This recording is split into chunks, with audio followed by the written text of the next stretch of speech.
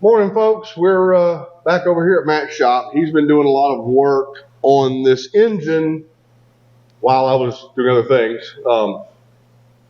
Kind of sucks that we didn't catch that on video, but we're going to try and do better about that. I'm leaving this camera with Matthew so that he can record things when we're not here. But anyway, let's do a walk around and we'll let Matt talk us through what all he did since we've seen you last.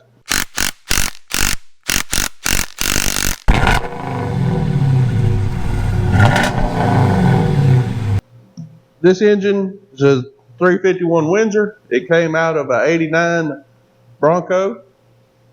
It is a non-roller 351. But I had it and decided to put it together. We tried to do it as cheap as possible because, you know, building trucks, money gets tight quick. It was a bone stock 351 Windsor. So I took the heads off. Me and Barrett ported the heads. You see that in one of the videos. And then I had the heads shaved 30 thousandths just to bump the compression a little bit. I'm thinking now, originally 351s of this year were about 8.8 compression ratio. Now it should be somewhere in the range of 9.3. So not a huge difference, but every little bit helps.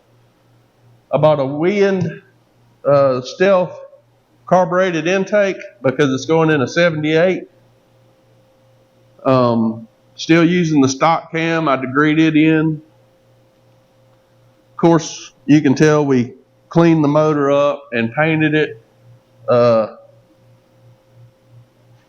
These valve covers came off of an older 302. They're Ford factory aluminum valve covers. Says powered by Ford on them. You should look in at that. I cleaned them up and painted them.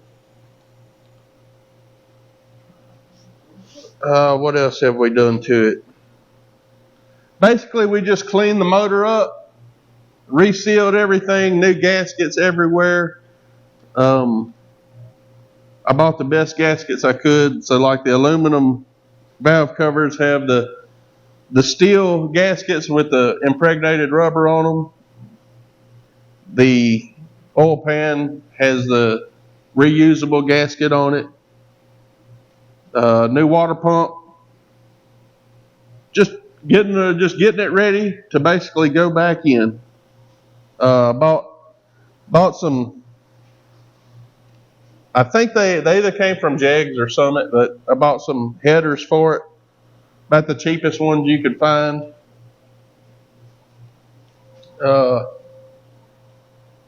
So everything all in right now, I'm less than $1,000. I should have less than $1,000 in it on the refresh when we get it running. So I still got to buy a distributor. What else do I need? You got a carburetor from your... A buddy of mine's giving me a carburetor. We're going to put a 600 CFM on it. That's about it. So, of course, all your standard hoses and wires and all that spark stuff plug wires will be new. Yep. But I think it turned out well. I guess we won't know until it fires for the first time. But you talk about the header. I got the cheapest ones. I'm thinking of old Derek on Vice Grip Garage. Why did I buy this? Because that was the cheapest one. Because that was the cheapest ones.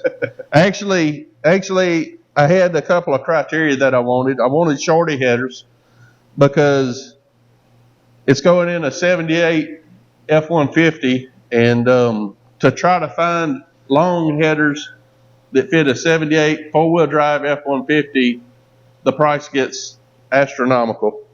And these have 7/16 flanges at the heads, and it has the cone type connector at the bottom of the. Let's see if we can get you of the headers. So I think that will be way better than the gasket type.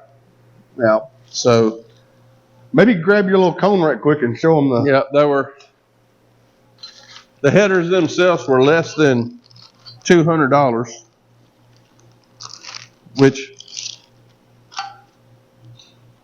so that's the cone that fits onto the bottom of the header. So let's grab one of them plates too. Show everybody how that goes. So we'll together. weld them on to the exhaust pipe after we get the motor in. That just fits like that. And then it all goes.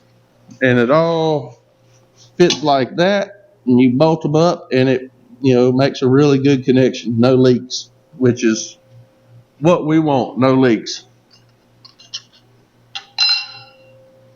So yeah, just cleaning up the motor and getting it ready to go in an old truck.